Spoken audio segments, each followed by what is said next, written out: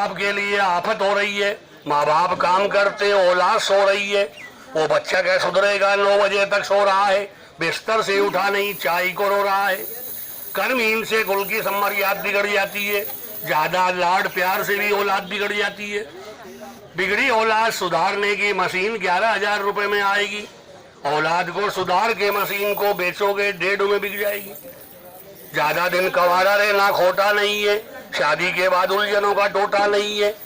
पुराने शादीशुदा से पूछ लो कितनी आफत हो रही है, कहने में नहीं आती, हाथ वहीं रो रही है। जमाना खराब, महंगाई बहुत हो रही है। 2 औरत वालों की तो आजकल मौत हो रही है।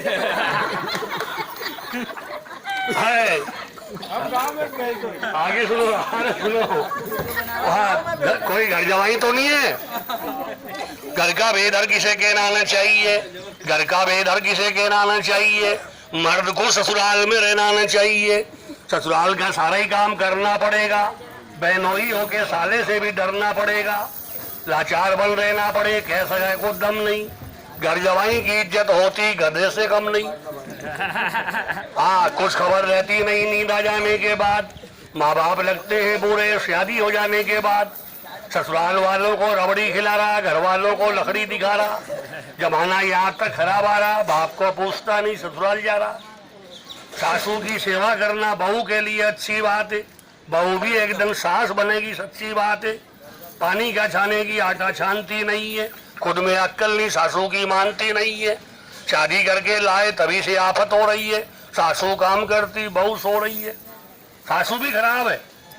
हाँ, सासू भी बहू को बेटी की तरह समझना जानती नहीं है।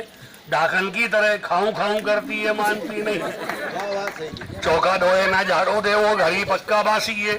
जिस घर में औरतें रोज नींद आए, वो घर ही सत्यानाशी है। ये बात घर पे जाके नहीं कहने की, मैं भी नहीं कहता हूँ, झगड़ा हो जाता है। बीड़ी पीने वालों के पास में बैठना नहीं है, कपड़े जल जाए तो फिर बैठना नहीं है। बीड़ी पीने वालों ने कमाल कर दिया, पड़ोसी के बिस्तर जला के धर दिया। गंदगी पसंद हो, तम्बाकू खाना सीख ले। भीख अगर मांगी नहीं तो बीड़ी पीना सीख ले। ये किताबें हैं, किताब बेचने वाला